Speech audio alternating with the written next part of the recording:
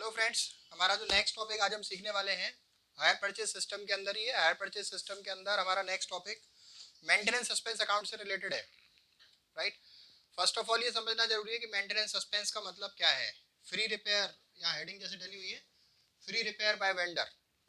आप कोई भी चीज अगर मान लीजिए खरीदते हो हायर परचेज सिस्टम पे, तो आजकल in order to reduce competition, और वैसे इनिशियल प्रैक्टिसेस भी रही है वो, कि कोई भी सामान वेंडर बेचता है, राइट, कार बेचे, ट्रक बेचे या फिर मोटरसाइकिल बेचे, तो उसमें एक प्रैक्टिस आ गई है कि साहब अब ये बायर को सहूलियत रहेगी कि जितने में भी वो खरीद रहा है, राइट, जो भी प्राइस उसको पे करना पड़ा। अगर नकद खरीद लिया तो बात खत्म हो गई, राइट, जितना भी नकद कैश प्राइस दिया उसी के अंदर जो भी फैसिलिटीज देनी है, वारंटी की देनी है, गारंटी की देनी है, वो वेंडर देता रहेगा। लेकिन जो पॉइंट है वो ये है कि जब हायर परचेज सिस्टम पे खरीदा, तब फिर वो इस चीज को, फैसिलिटी को कैसे मेंटेन करेगा वेंडर अपनी बुक्स में, राइट। तो हमें सीखना ये है कि अगर वेंडर बेचते समय एसेट को हायर परचेज सिस्टम पे बेचा, तो एक फैसिलिटी दे रहा है फ्री रिपेयर की, कि आप खरीदने की डेट से 6 महीने तक, 1 साल तक, 2 साल तक, अगर मान लीजिए उसमें कोई टेक्निकल प्रॉब्लम आती है तो वो फ्री में रिपेयर करा के देगा। किसको? बायर को, राइट। तो फ्री में रिपेयर कराने का मतलब, देखिए हेडिंग डली है फ्री में रिपेयर, टेक्निकली फ्री नहीं होता वो, आपसे प्राइस वो ले ही रहे हैं, इंस्टॉलमेंट वो ले ही रहे हैं। तो चाहे नकद खरीदने में फ्री में रिपेयर दे, चाहे वो हायर परचेज सिस्टम पे खरीदने में फ्री में रिपेयर दे, तो पैसा तो आपसे ही लेना है, राइट। तो पैसा अल्टीमेटली बायर की पॉकेट से ही जाना है, मेंटेनेंस का, फ्री रिपेयर का। अब पॉइंट ये है कि शो ये किया जाता है कि जो बायर को ये फैसिलिटी मिल रही है, फ्री ऑफ कॉस्ट मिल रही है, उसके लिए उसे कुछ देना नहीं पड़ रहा। और बात भी सही है, अलग से नहीं कुछ देना पड़ रहा। बात भी सही है, अलग से नहीं कुछ देना पड़ रहा। जो भी देना पड़ रहा है, जो भी आप परचेज प्राइस दे रहे हो उसी के अंदर है, अलग से कुछ नहीं देना पड़ रहा। The point is this, right. तो वेंडर अपनी बुक्स में इस बात का अकाउंटिंग ट्रीटमेंट किस तरीके से रखेगा कि मैंने साहब हायर परचेज सिस्टम पे सामान बेचा है, और जो फ्री में रिपेयर की सर्विसेज दी है, तो वो जो फ्री में रिपेयर दी है, अब वो एक्चुअली जब साल आते हैं आगे और वो रिपेयर का खर्चा उठाना पड़ता है वेंडर को, तो इस अकाउंटिंग ट्रीटमेंट को वो अपनी बुक्स में कैसे दिखाएगा, मेंटेनेंस सस्पेंस अकाउंट कैसे दिखाएगा। तो यहाँ पर साहब दो एक सवाल इससे रिलेटेड बना दिया है, फ्री रिपेयर बाय वेंडर। अगर आप हायर परचेज सिस्टम पे सामान खरीद रहे हो 1 अप्रैल 2015 पे, तो 16,600 रुपए का है। कोई भी सामान हो, एसएटी होगी हायर परचेज सिस्टम पे, वॉशिंग मशीन तो होगी नहीं, उसमें नकद मतलब जो payment on delivery, down payment आपको देना है वो 4,000 रुपीज देना है। क्लियर? इसी डेट पे जाएगा ये 1 अप्रैल 15 को, और फिर इसके बाद 6 मंथ लेटर 30 सितंबर 15 को 4,300 की फर्स्ट इंस्टॉलमेंट जारी है। यहाँ से यहाँ तक का टाइम गैप। फिर उसके बाद सेकंड इंस्टॉलमेंट जारी है, इन दोनों का टाइम गैप 6 मंथ, 4,200। फिर आपकी जो थर्ड इंस्टॉलमेंट जारी है वो आपकी फिर 6 मंथ के डिफरेंस पे 4,100 की जा रही है। तो इस तरीके से जो आपका टोटल पेमेंट जा रहा है हायर परचेज सिस्टम पे, अगर आप ध्यान दें तो वो इन सब का टोटल करने के बाद में 4 4 16, 3 and 2 5 and 1 6, 16,600 जा रहा है। This is the payment order for hire purchase price. Let's take a look other information. Cost, जो वेंडर है उसने इस सामान की जो कॉस्ट लगाई है बनाने की, या कहीं से खरीदा, खरीदने के बाद बेच रहा है, जो भी उसकी कॉस्ट है परचेज की या मैन्युफैक्चरिंग की, वो कॉस्ट उसकी पड़ रही है उसको वेंडर को 13,000 रुपए की। और लेकिन वो जो बेच रहा है नकद में, अगर नकद में बेचता है तो वो 16,000 में बेचता है। हायर परचेज प्राइस 16,600 है, राइट। लेकिन जो प्रॉफिट उसका वेंडर का होगा वो तो इन दोनों का होगा ना, खरीदने की कॉस्ट या बनाने की कॉस्ट, और एक्चुअल में नकद में बेचने की कॉस्ट। ठीक है। इंटरेस्ट की रेट 5% सालाना है। आगे लिखा हुआ है सप्लायर तैयार हुआ, मतलब वेंडर तैयार हुआ किस चीज के लिए? फ्री में रिपेयर कराने के लिए। कहां से? सेल की डेट से 2 साल। सेल की डेट कौन सी है? April 15। यहां से 2 साल कौन से होंगे? एक 31 मार्च 16 को एंड होगा, एक 31 मार्च 17 को एंड होगा। ये 2 साल हो गए। क्लियर? अब आगे देखिए क्या लिखा हुआ है, 1/3 of profit may be taken to cover this cost. Free repair की कॉस्ट को कवर करने के लिए 1/3 प्रॉफिट जो भी वेंडर का है उसको हम अवेलेबल करके रखेंगे मेंटेनेंस सस्पेंस के लिए। I repeat, 1/3 of profit may be taken to cover this cost. कौन सी कॉस्ट? फ्री रिपेयर की कॉस्ट। अकाउंट क्लोज होते हैं 31 मार्च को हर साल। आपको बनाना है हायर वेंडर का अकाउंट। हायर वेंडर का अकाउंट तो बायर की बुक्स में बनेगा, क्लियर। और मेंटेनेंस सस्पेंस अकाउंट आपका जो है किसकी बुक्स में बनेगा? ये वेंडर की बुक्स में बनेगा, right. Maintenance suspense account buyer की बुक्स में नहीं बनता। मेंटेनेंस सस्पेंस अकाउंट किसकी बुक्स में बनता है? वेंडर की में। और हायर वेंडर का अकाउंट किसकी बुक्स में बनता है? बायर की में, क्लियर। अब आगे देखते हैं। मान लीजिए जो रिपेयर की कॉस्ट आ रही है पहले साल की 250 रुपए, दूसरे साल की आपकी 350 रुपए, ठीक है। इसमें इंटरेस्ट की कैलकुलेशन वाला पार्ट तो ओल्ड है, उसमें कोई चेंज नहीं है। जो नया पार्ट है वो केवल ये है आपका मेंटेनेंस सस्पेंस, फ्री रिपेयर वाली बात। तो सबसे पहले मैं फ्री रिपेयर वाली बात को खत्म कर देता हूं। इसमें लिखा हुआ है सप्लायर तैयार हो गया फ्री रिपेयर के लिए, इसके लिए उसने 1/3 प्रॉफिट डिसाइड किया कि हम इस फैसिलिटी के लिए कितना प्रॉफिट रखेंगे? 1/3 प्रॉफिट रखेंगे, राइट। सप्लायर ने कहा। तो सप्लायर को प्रॉफिट कितना हो रहा है ये कैसे मालूम पड़ेगा? अगर सप्लायर नकद में बेचता है तो 16,000 की बेचता है, और उसको खरीदने की कॉस्ट कितनी आ रही है? 13,000 रुपए आ रही है। इन दोनों का डिफरेंस सप्लायर का प्रॉफिट है वेंडर का, क्लियर। अच्छा, आप कहोगे साहब हायर परचेज सिस्टम पे तो उसने 16,600 में बेच दिया है, तो प्रॉफिट 16,600 और 13,000 रुपए लेस करके 3,600 होना चाहिए। ऐसा नहीं होगा। जो उसके अंदर 600 है वो फाइनेंस का चार्ज है, that is interest, that is not profit technically, right. तो एक्चुअल प्रॉफिट, अब वो नकद में बेचे तब भी इतने का प्रॉफिट है, फाइनेंस पे बेचे तो उसको एडिशनली इंटरेस्ट मिलती है फाइनेंस करने के लिए, वो कोई प्रॉफिट थोड़ी है। तो अच्छा, एक बात और, यहाँ पर तो बता दिया है कि जो उसका प्रॉफिट है उसका 1/3 आपको इस सर्विस के लिए रखना है। अदरवाइज किसी क्वेश्चन में वो बता भी सकता है कि इतना अमाउंट हमें फ्री सर्विस के लिए रखना है जो अपनी सेल से चार्ज करेंगे। तो अभी इसी सवाल में रहते हैं, आगे नहीं जाते। इसमें लिख लेते हैं प्रॉफिट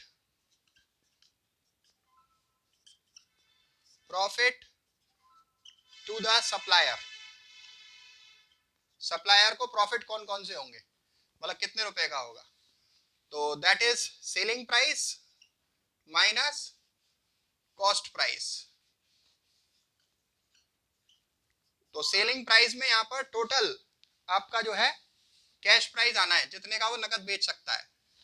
16,000 रुपए का वो नकद बेच सकता है, और खरीदा कितने का है उसने? 13,000 रुपए का। तो प्रॉफिट कितना हुआ स्टूडेंट्स? 3,000 रुपीज का, क्लियर। अब यहाँ पर क्या लिखा हुआ है? कितना प्रॉफिट उसे इस कॉस्ट को कवर करने के लिए रखना है? 1/3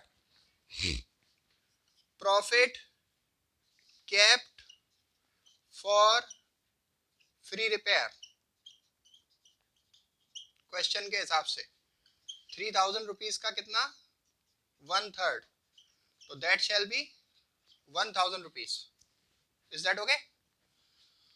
अब देखिए, the main purpose of this question is to let you know about maintenance suspense account in the books of supplier. तो सप्लायर ने अपने प्रॉफिट का 1/3 पार्ट इस फैसिलिटी के लिए रखा है, तो हमने उसको कैलकुलेट कर लिया है। अब हम बनाते हैं maintenance suspense account in the books of vendor.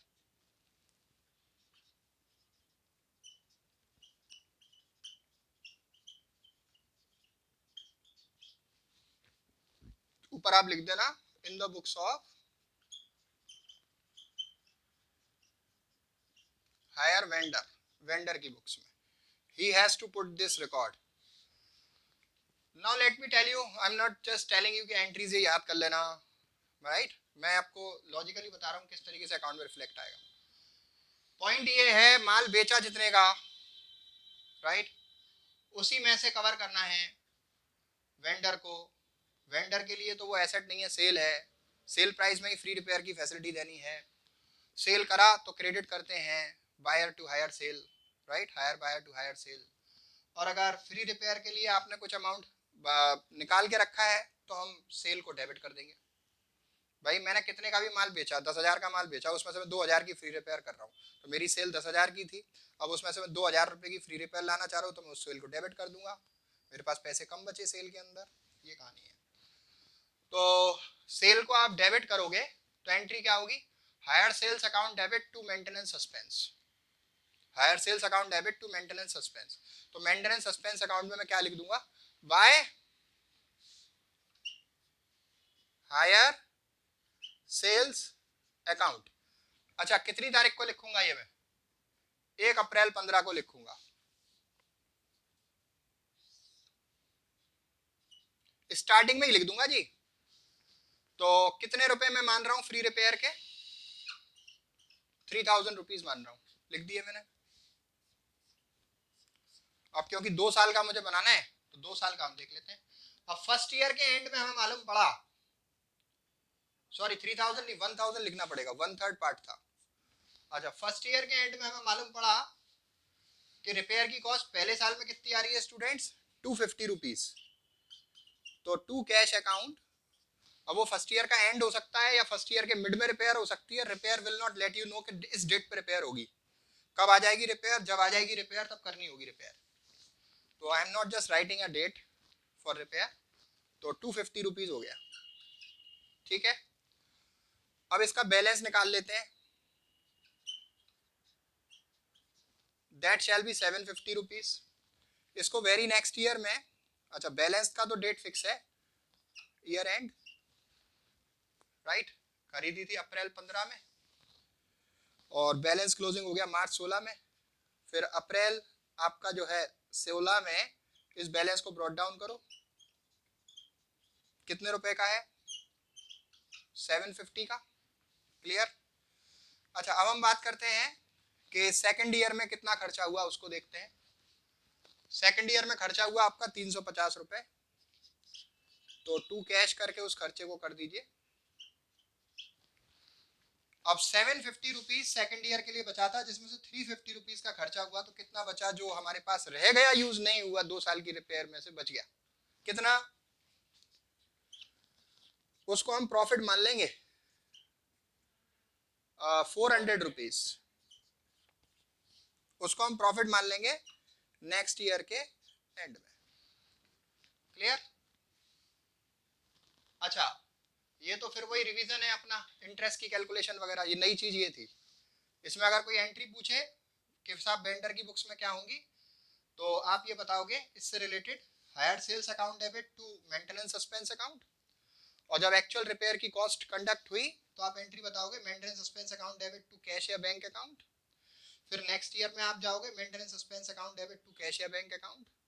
फिर उसके बाद में जो प्रॉफिट रह गया राइट, उसकी एंट्री हो जाएगी maintenance suspense account debit to profit and loss account, clear, ये कहानी है। अच्छा इसी को थोड़ा सा और एलोबरेट करके डिस्कस करते हैं।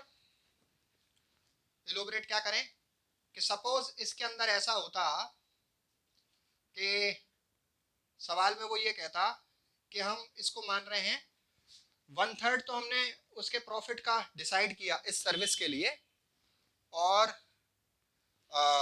In equal amount for 2 years, वो यूँ कह देता हमसे कि 500 रुपये मान रहे हैं हम, पहले साल की रिपेयर 500 मान रहे हैं और दूसरे साल की रिपेयर 500 मान रहे हैं, तो फिर ये सवाल कैसे होगा, क्लियर। देखिए साहब ये मेंटेनेंस सस्पेंस अकाउंट है,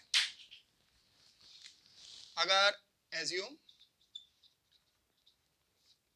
out of ₹1000 annual repair estimated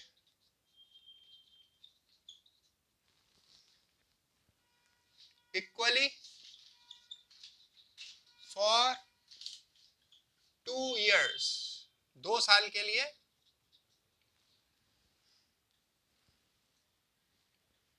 for या per annum up to 2 years। हमने सोचा था 1000 रुपये हमारी होगी, जैसे यहाँ पे कहा था कि 1/3 पार्ट उस रिपेयर के लिए, फ्री रिपेयर के लिए आप मेंटेन करो। उसके आगे एक और एजम्पशन सवाल में दिया हुआ है कि साहब कंपनी सोच के चली कि 1000 रुपये हम 500 रुपये करके 2 साल में खर्च करेंगे, लेकिन जब एक्चुअल में फ्री रिपेयर की बात आई तो जब खर्चा हुआ तो पहले साल में 250 हुआ और दूसरे साल में 350 हुआ, तो इस बात को आप कैसे हैंडल करोगे? अगर फिक्स कर दिया 1000 है तो कोई समस्या नहीं, बात खत्म हो गई, हमने लिख दिया हायर सेल में ट्रांसफर कर दिया, हायर सेल डेबिट कर दिया 1000 रुपए, पहले साल का खर्चा निकाला, बचा हुआ बैलेंस ब्रॉट डाउन किया, खर्चा किया, बैलेंस फ्री हैंडल में। लेकिन अब वो ये कह रहा है कि हम हर साल का 500 मानने हैं, तो कैसे होगा? मेंटेनेंस सस्पेंस अकाउंट किसकी बुक्स में? वेंडर की बुक्स में। तो देखिए बाय 1 अप्रैल 15 को बाय हायर सेल्स 1000 रुपए लिख दिया, ठीक है। अब वो हर साल का कितना मान रहा है? 500 रुपए, ठीक है। तो दूसरे साल से रिलेटेड कितना रह जाना चाहिए? 500 रुपए, जैसे मुझे दूसरे साल के लिए ट्रांसफर कर देना चाहिए किस डेट पे? 31 मार्च 16 को, ठीक है भाई। मुझे फर्स्ट ईयर में से बैलेंस निकालना पड़ेगा ना 500 रुपए। 500 रुपए पहले साल का है, 500 रुपए अगले साल का है, तो इसमें जब 500 रुपए नेक्स्ट ईयर के लिए ट्रांसफर कर दे रहा हूँ, उसको यहाँ ब्रॉट डाउन कर ले रहा हूँ 1 अप्रैल 16 को। अब देख लेता हूँ फर्स्ट ईयर में खर्चा कितना हुआ? 250 रुपए, करो टू कैश अकाउंट 250 रुपए। अभी क्या हुआ? 1000 में से 500 तो नेक्स्ट ईयर के निकल गए, 500 फर्स्ट ईयर के, जिसमें से 250 रुपए खर्च हुए, तो कितने बचे हमारे पास जो हम प्रॉफिट में ट्रांसफर कर सकते हैं? To P and L account 250 rupees. कैसे आया ये? डिफरेंस या बैलेंसिंग फिगर, राइट। अच्छा, सेकंड ईयर में हमारा खर्चा कितना हुआ? 350 रुपीज। टू कैश या बैंक अकाउंट करके आप कितने लिखोगे? 350 रुपीज। फिर उसके बाद बचा हुआ आप प्रॉफिट एंड लॉस में कितना ट्रांसफर कर पाएंगे? 150 रुपीज, राइट। इसमें ये दो मैक्सिमम कंडीशन हो सकती हैं जो अगले सवाल में होगी, राइट। अच्छा, तो not taking your much of time, इसमें बस इतना ही है। ये तो पुरानी कैलकुलेशन है हमारी इंटरेस्ट की जो हम पहले ही सीख चुके हैं। आप उसमें कोई कंफ्यूजन हो तो प्रीसीडिंग लेक्चर से कवर कर सकते हैं, प्रीसीडिंग जो वीडियो लेक्चर्स हैं उसमें अवेलेबल है वो कैलकुलेशन। इंटरेस्ट की रेट दे रखी है, इंटरेस्ट इंक्लूड है इंस्टॉलमेंट में, ठीक है। तो लेक्चर नंबर 2 होगा उससे रिलेटेड हायर परचेज 2, तो इसको आप यहाँ तक कवर करिए। Thank you.